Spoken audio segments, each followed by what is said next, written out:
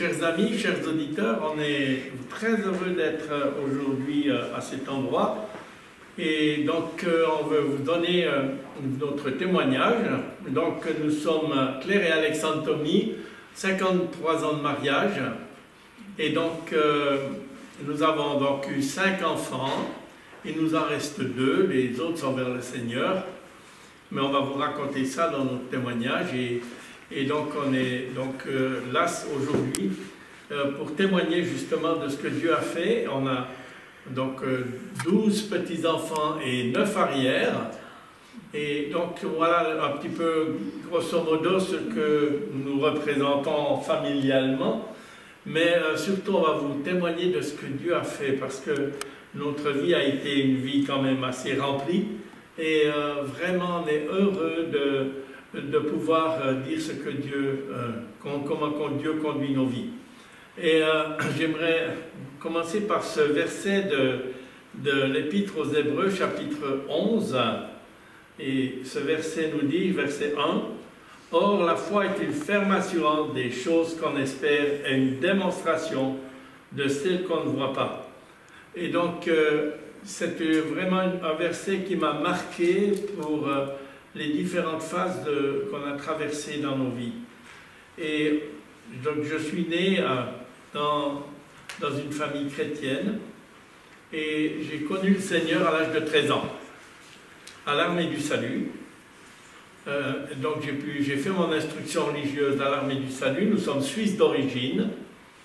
Et après cette instruction religieuse, eh bien, j'ai avancé dans la foi, mais j'ai des parents qui étaient chrétiens et une maman qui, lorsque je suis né, m'a laissé ce verset, a reçu ce verset de la part du Seigneur.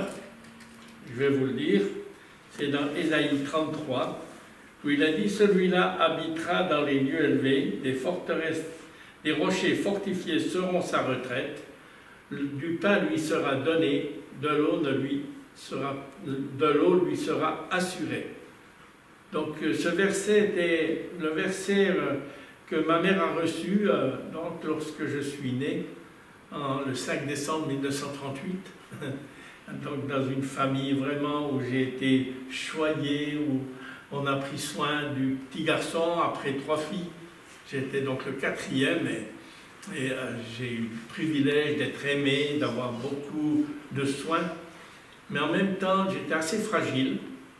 Et plusieurs fois, j'ai risqué de passer de l'autre côté, c'est-à-dire de mourir suite à des maladies assez graves. Mais aujourd'hui, je suis là et le Seigneur a veillé sur moi. Et donc, j'ai grandi. Et puis moi, j'ai voulu faire agriculteur. Mon père travaillait à l'usine. Et mes parents accueillaient énormément de personnes en difficulté dans leur famille. Et on avait donc des maisons un peu vétustes, donc ils pouvaient accueillir des gens qui avaient pas mal de problèmes, hein, des locataires qui travaillaient, des gens qui étaient venus d'Italie beaucoup pour être maçons ou des choses comme ça. Et donc mes parents en prenaient soin et on a vécu beaucoup d'expériences, de miracles de Dieu dans notre vie de famille, mais aussi je dirais que avec l'exemple que j'ai reçu de mes parents, dans mon cœur est né ce désir de aussi faire des choses pour les pauvres, les petits, ceux qui avaient des besoins.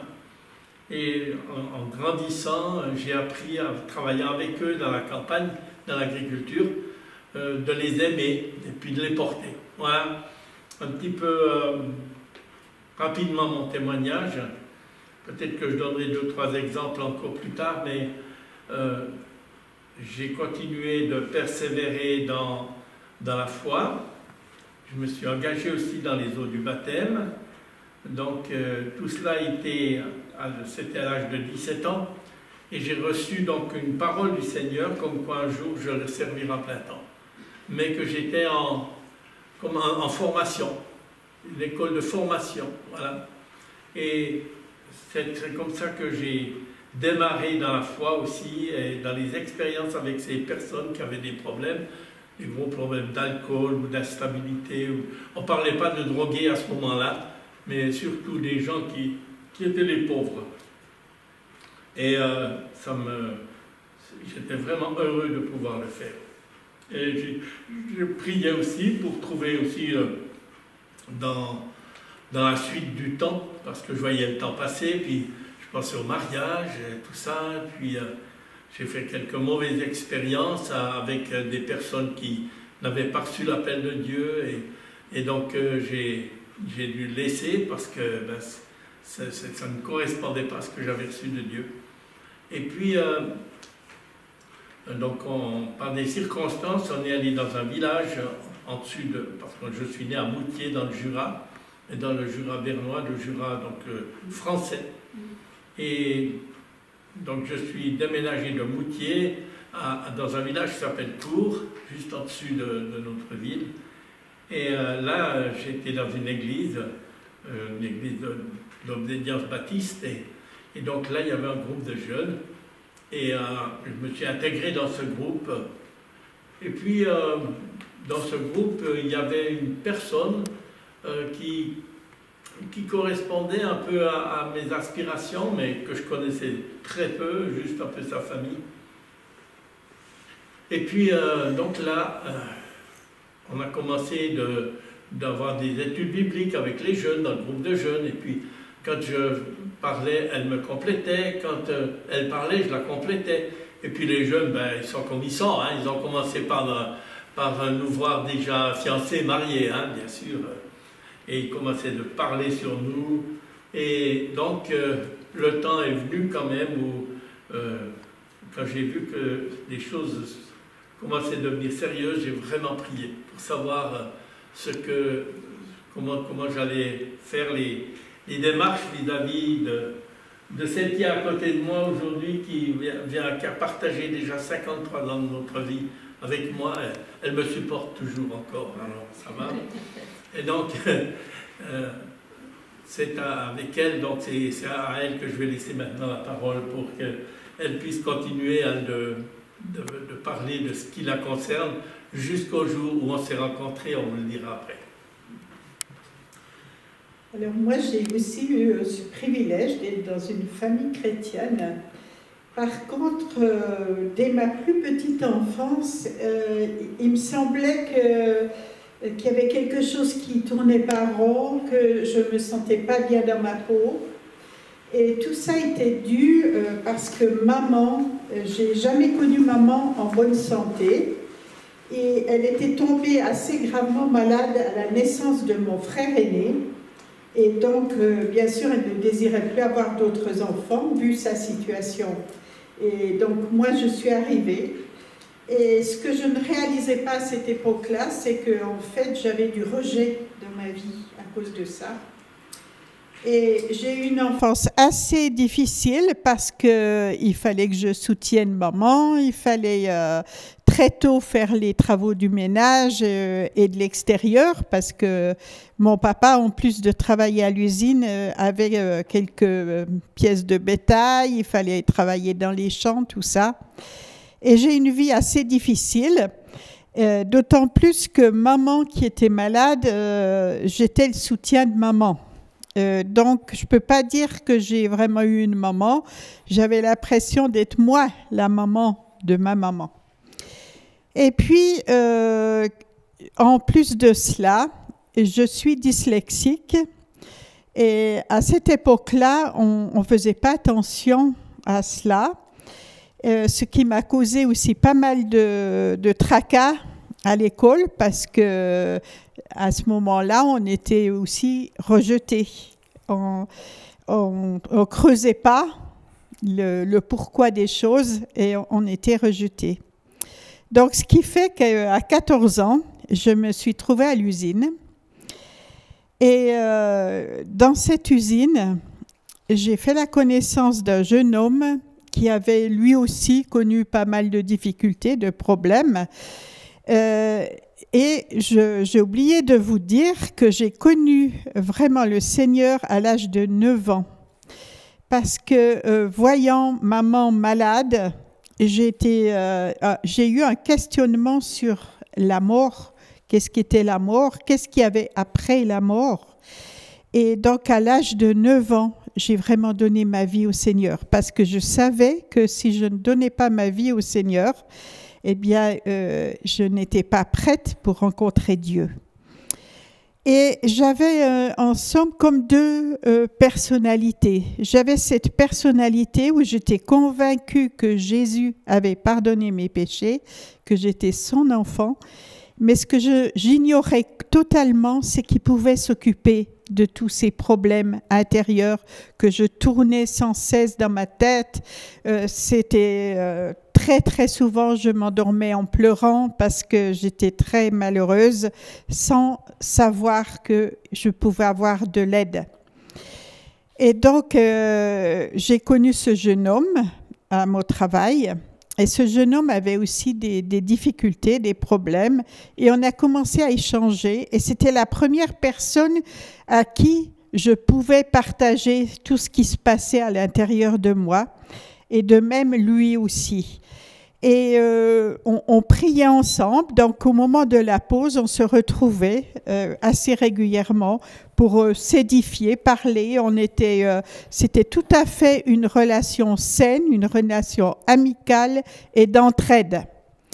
Mais mes parents ont su, bien sûr, j'étais très jeune, hein, et puis, à l'époque, on n'avait pas tellement de relations entre protestants et catholiques. Ce jeune homme était catholique. Et en plus, dans le milieu évangélique que je fréquentais, c'était un petit peu mal vu. Donc, mon papa, dès qu'il a appris qu'on se rencontrait assez régulièrement, il a agi d'une façon draconienne. Il m'a changé d'usine immédiatement. Il m'a interdit de voir ce garçon qui, 8 jours après, s'est suicidé. Donc là, j'ai complètement perdu pied, j'ai perdu le sommeil. Et du choc de ce départ, j'ai commencé à avoir des crises qui étaient un genre d'épilepsie où je perdais conscience dans ces crises. Et en même temps, j'ai vraiment perdu espoir dans la vie. Bien que je connaissais le Seigneur, bien que je priais, mais pour moi, la vie n'avait aucun intérêt et je souhaitais la mort. C'est tout ce que je pouvais souhaiter.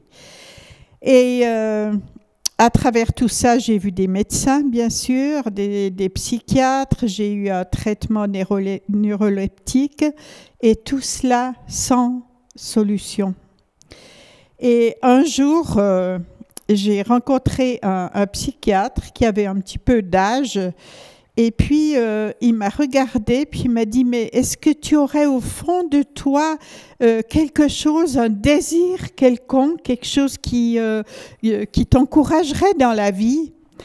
Et à ce moment-là, je lui ai dit « Oh, j'aimerais tellement pouvoir être moi-même. » Parce que dès ma plus petite enfance, j'étais sensible aux personnes qui avaient des problèmes, des difficultés, des souffrances.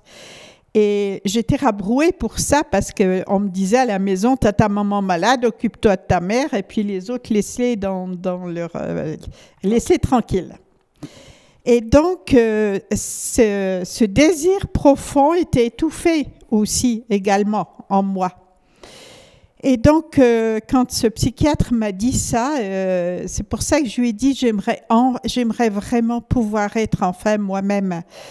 Donc, il n'a pas su comment vraiment m'aider, mais il m'a octroyé 2 mois de congé maladie et il m'a encouragée à aller dans un endroit où personne ne me connaissait et où je pourrais évoluer dans mes désirs intérieurs. Et donc, je suis partie dans le canton de Vaud, dans une pension chrétienne. Et là, j'ai rencontré une personne qui était aveugle. Il y en avait une autre qui avait une maladie cardiaque assez grave. Et j'ai trouvé un certain épanouissement parce que j'allais me promener avec ces personnes et puis j'échangeais. Enfin, mais la maladie était toujours là, les crises étaient toujours là. J'étais suivie par un psychiatre qui ne m'a pas du tout aidée. Et la fin des 2 mois approchait et le désespoir a repris vie en moi.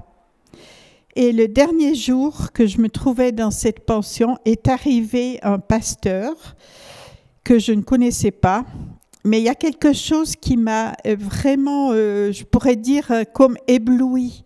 C'est que j'ai vu dans le visage de cet homme quelque chose que je ne connaissais pas. Il y avait un rayonnement qui m'attirait et qui me posait question.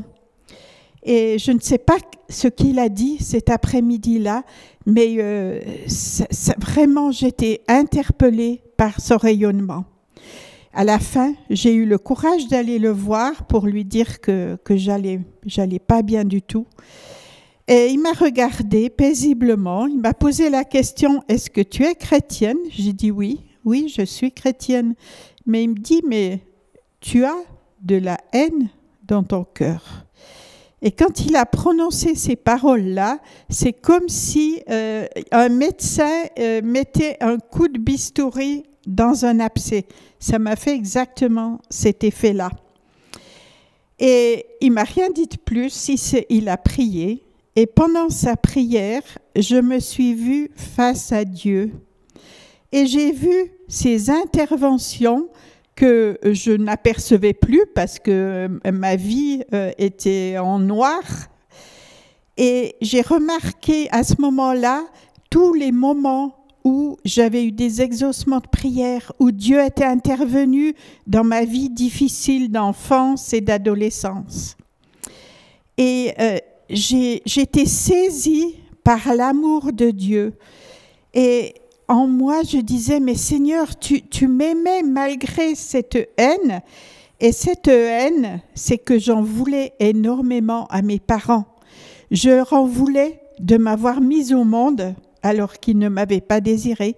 Je leur en voulais de m'avoir mal faite, comme je pensais à l'époque, puisque j'avais cette dyslexie et en plus à travers ma maladie.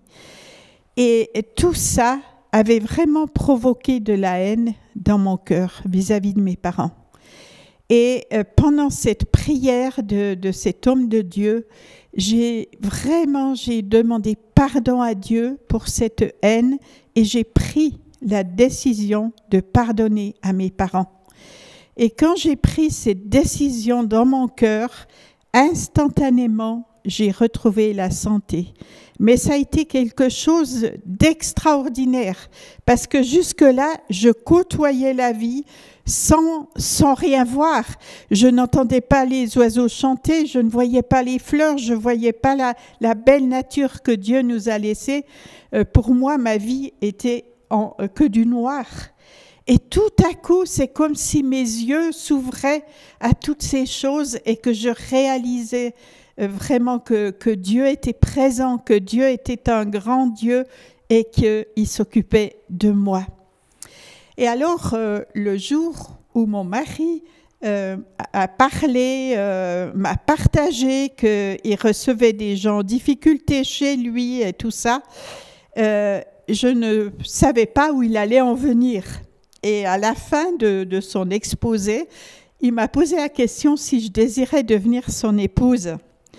Et moi, j'avais toujours dit, comme j'avais énormément dû travailler à la maison, que je n'épouserais jamais un agriculteur.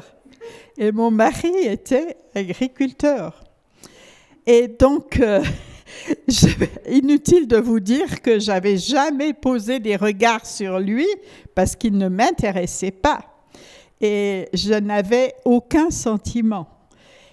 Mais lorsqu'il m'a posé cette question, il m'a dit écoute, on va prier et puis on verra si on a une conviction de Dieu sur cette éventuelle union.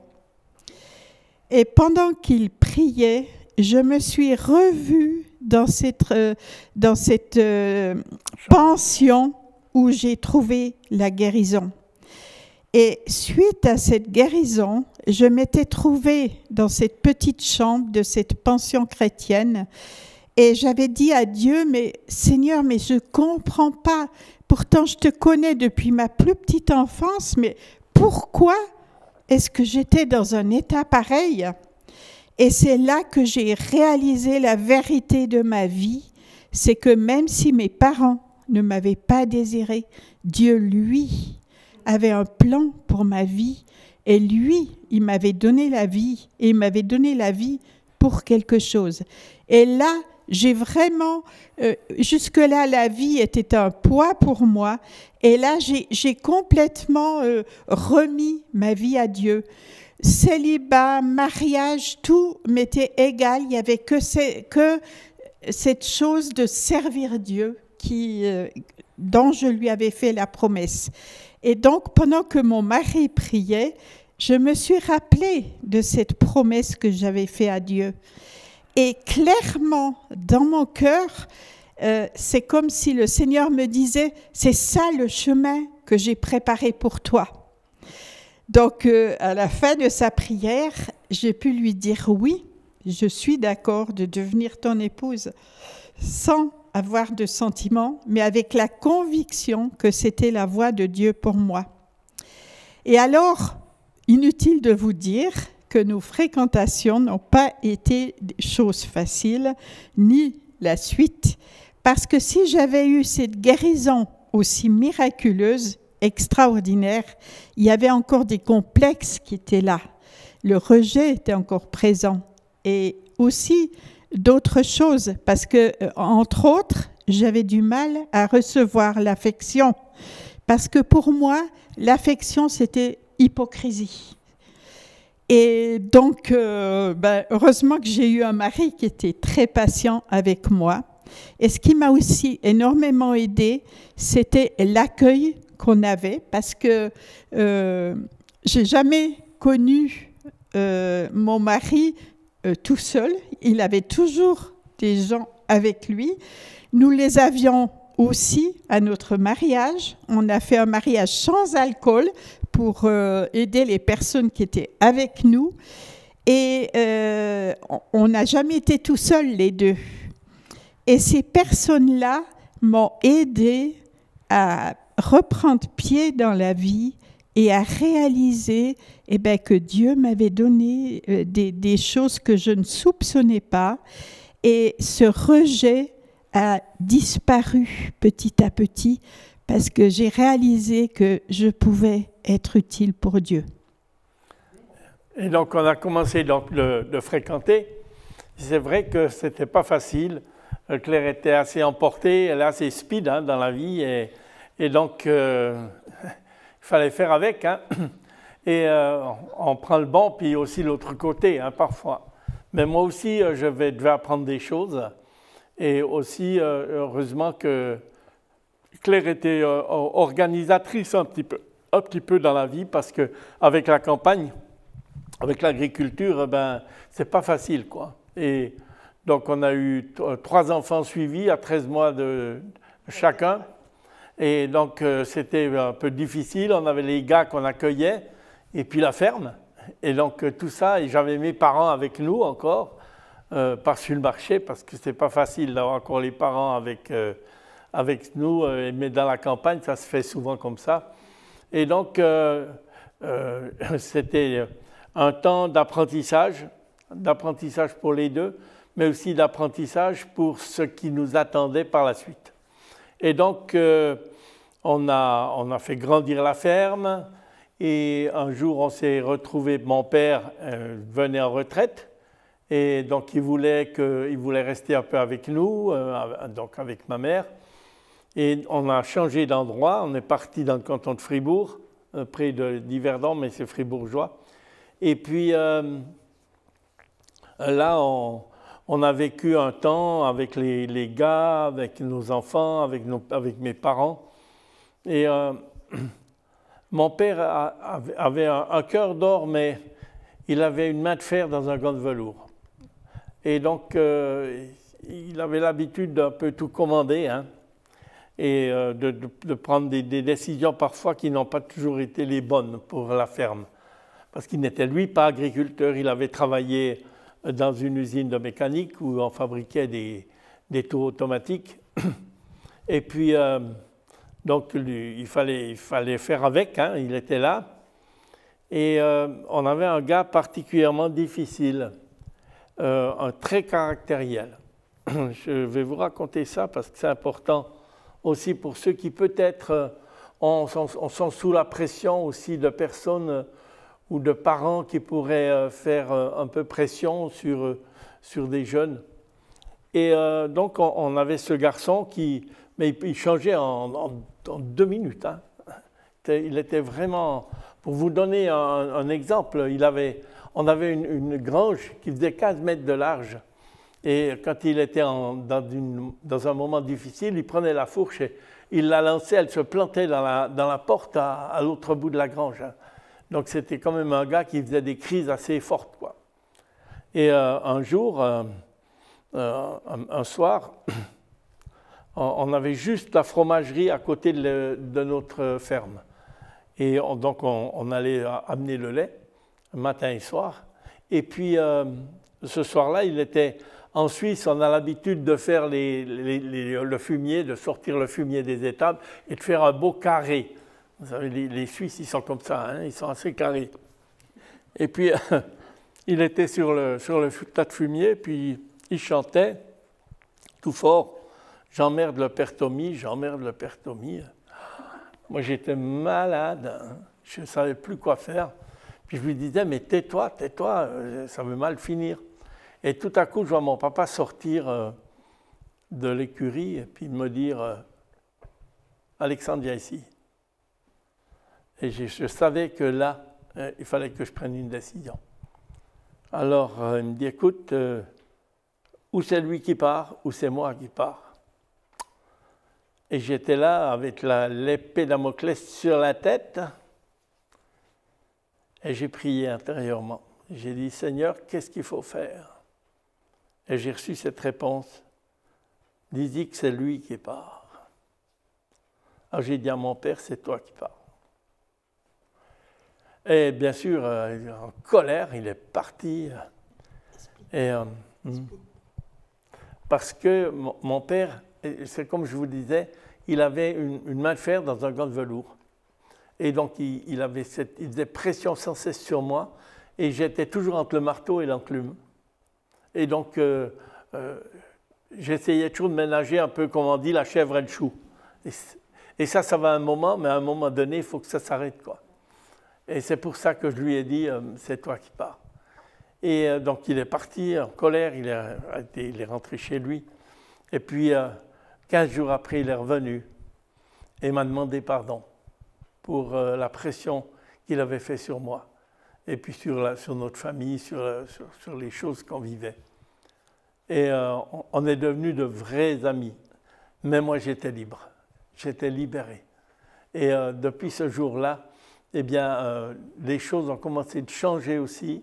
Je savais qu'un jour, on partirait. J'avais reçu une prophétie et je savais qu'elle allait se réaliser une fois. Et puis, c'est allé quelques temps, peut-être une année ou deux après. Et puis on a dû vendre la ferme, on est parti donc pour servir le Seigneur à plein temps. Mais je peux vous dire que ça a été une rupture pour moi, j'aimais beaucoup mes bêtes, j'aimais beaucoup mes vaches et puis la ferme en général. Et quand la dernière vache est sortie de l'écurie après la vente, ben, je peux vous dire que je ne savais pas ce qui m'arrivait tout d'un coup. Heureusement, elle était à mes côtés. Et pour moi, ça a été une bénédiction de la voir. Parce qu'elle m'a vraiment aidé à passer ce moment difficile. Elle avait traversé aussi des moments difficiles dans la vie et elle savait ce qui pouvait se passer dans mon cœur à ce moment-là. Et puis on a laissé tout ça. On est parti et donc on a consulté le Seigneur pour savoir ce qu'il fallait faire. Et heureusement, on était attaché à un groupe de prière. Et ce groupe de prière savait notre situation et nous soutenait. Et dans ce temps-là, il est venu des Gitans. C'était le réveil des Tziganes en Suisse, vraiment. Mais même en France. Et ces Gitans, ils venaient de temps en temps à la ferme et nous, on allait de temps en temps dans leurs réunions aussi qu'ils tenaient sous tente. Et ils nous avaient dit qu'il y aurait une convention à Tours, en France, si on était décidé d'y aller. Et puis, on a trouvé que ce n'était pas trop mal, hein, qu'on pourrait recevoir peut-être une direction, parce que moi, j'avais repris un travail à l'usine aussi. Je livrais des machines agricoles. Et puis, on en a parlé. Et le groupe de prière, là, il a pris vraiment la décision de venir avec nous. Il voulait vivre une convention gitane avec nous. Et c'était à Tours. C'était à Tours. Et donc, on a dit, mais on est un peu fou, hein, parce que on veut partir. On avait donc les 3 ans, on avait 4 enfants. On avait 4 enfants à ce moment-là. Puis qui veut nous garder nos enfants pour qu'on puisse aller 10 jours à la convention, là. Et aucun moyen, ou très peu de moyens. Oui, parce que c'était le commencement de la vie par la foi. Hein.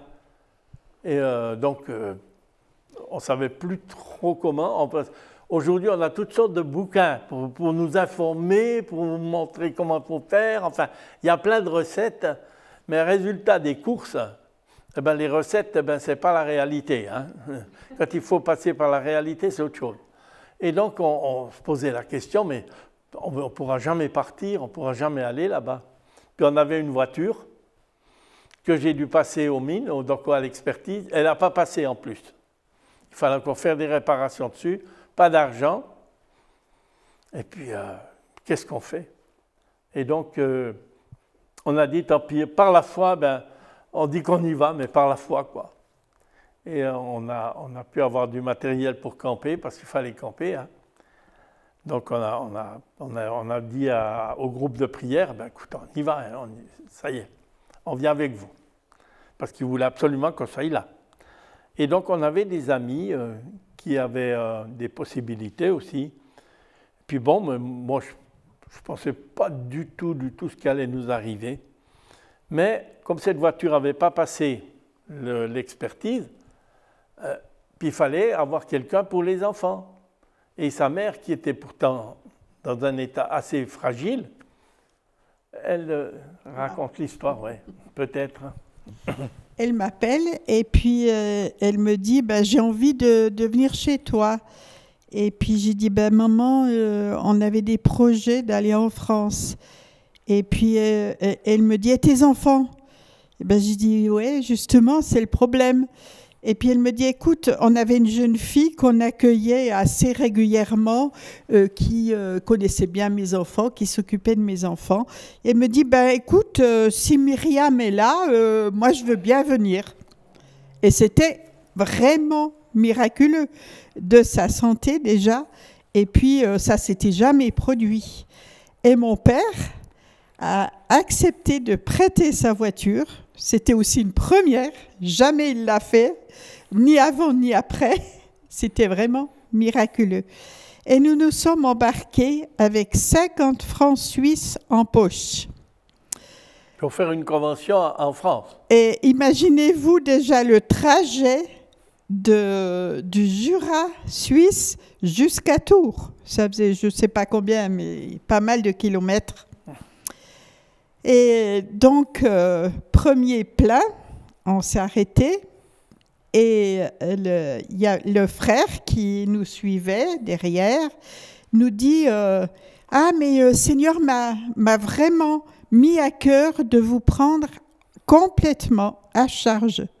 Donc, ce n'est pas vous qui allez payer le plein, c'est moi qui paye le plein et je paye tout votre séjour. Alors, c'était extraordinaire. Et c'était l'évangéliste T.L. Osborne qui avait la convention, qui était l'orateur de la convention. Et le dernier jour de cette convention, il a fait un appel, mais c'était quelque chose d'extraordinaire. Il y avait 10 000 gitans, mais il semblait qu'il s'adressait qu'à nous deux. Et c'était un appel dans le sens que Dieu nous appelait à quitter tout notre confort pour servir Dieu par la foi. Et moi, à l'intérieur de moi, je disais, mais Seigneur, mais ça peut pas être possible. J'ai 4 jeunes enfants. Je peux pas dire à mon mari de quitter son travail et puis partir comme ça à l'aventure, mais c'est absolument pas raisonnable. Mais, Seigneur, non, ça vient pas de toi, c'est pas possible. Et il y avait un combat très, très fort en moi qui me disait que c'était impossible. Et je savais que c'était l'appel de Dieu pour nous. Et vraiment dans les larmes, avec des sueurs qui me coulaient sur le visage, j'ai dit oui à Dieu. Et de mon côté, de son côté... oui. Alors, de mon côté, donc, moi j'avais dit, Seigneur, si vraiment c'est le moment, c'est quelqu'un dans cette tente qui va sortir, va me confirmer l'appel que tu as mis sur ma vie pour que je puisse partir. Mais je veux que ce soit quelqu'un qui ne connaisse pas vraiment le sujet. Et j'étais pas hors de la tente, quelqu'un vient derrière moi, me tape sur l'épaule et me dit « J'espère que vous avez compris, parce que l'appel de Dieu, c'est pour vous. » Donc, une nouvelle page se tournait pour moi et pour mon épouse, pour mes enfants. Et puis, il fallait rentrer puis annoncer ça à mes parents et à ses parents. Alors, on a dit, on n'est pas de l'auberge. Hein. Mais nous avons décidé de prier, dans un premier temps, de ne rien dire à personne et de prier. Et 15 jours se sont écoulés comme ça, sans qu'aucune chose n'arrive. Et voilà qu'un samedi matin, c'était déjà l'automne était avancé, il faisait froid ce jour-là, arrive un frère d'Yverdon, il y avait à peu près une trentaine de kilomètres, à vélomoteur, et il arrive pour nous demander comment vous allez les Tommy. Et donc, on dit, ça va, comme on répond toujours. Hein. Puis il nous dit, non, Dieu m'a dit spécifiquement de venir vous voir. Et il dit, voyez, j'avais pas de voiture ce matin, je suis venu en vélomoteur, j'ai mis du journal tellement il faisait froid pour venir. Et il dit, est-ce qu'il y a quelque chose qui se passe dans votre vie ? Et là, on a dit, ben oui, on a eu un appel de Dieu pour servir Dieu, mais on ne sait pas comment, on ne sait pas où. Et il nous dit, ben, allez voir un missionnaire qui se trouvait à quelques kilomètres, qui était là en Suisse, et lui va vous diriger plus loin. Et il nous dit, je ne sais pas pourquoi, j'ai emmené une boîte d'ananas. Donc, ça signifiait que nous allions partir en Afrique. Nous, on ne savait absolument pas l'endroit. Puis Nico. Et on a rencontré ce missionnaire qui, justement, cherchait un agriculteur pour faire de la culture pour un orphelinat au Tchad. Et il nous dit, mais pourquoi prendriez-vous l'avion ? Déjà, ça coûte cher avec votre famille. Achetez un véhicule, puis faites la traversée du Sahara. Puis vous pouvez emmener le gros de vos affaires avec vous. Et je dis, mais monsieur, vous vous rendez compte, mon aîné a 6 ans, mon plus jeune a 16 mois, et je suis enceinte. Traverser le Sahara avec un véhicule, mais c'est complètement hors sujet. Et il me dit, écoutez, réfléchissez. Et miraculeusement, on a pu acheter une Land Rover long châssis et nous avons fait la traversée du Sahara depuis la Suisse, 9000 kilomètres. Et on a eu vraiment la grâce de Dieu. On n'a pas eu de panne dramatique. On a pu être logés partout. Les gens, voyez, on n'a jamais dû dresser notre tente. Les douanes ou les militaires nous hébergeaient. Enfin, c'était quelque chose d'extraordinaire. Et donc, nous sommes arrivés là-bas au Tchad et on a commencé une œuvre parmi les jeunes. Et aussi, on a côtoyé aussi les Africains, leurs besoins. Et ça a été vraiment un temps extraordinaire, où on a vu la main de Dieu. On n'avait pas de frigo. On avait lanterne à pétrole, c'était dans l'année 70. Alors, vous voyez qu'il n'y avait pas encore beaucoup de moyens. On mettait nos affaires dans une jarre qu'on enfouissait dans le sable. C'était notre frigo. Mais pourtant, on n'avait pas de soutien spécifique de personne. Mais Dieu était là. Dieu était fidèle. On a toujours eu ce qu'il fallait.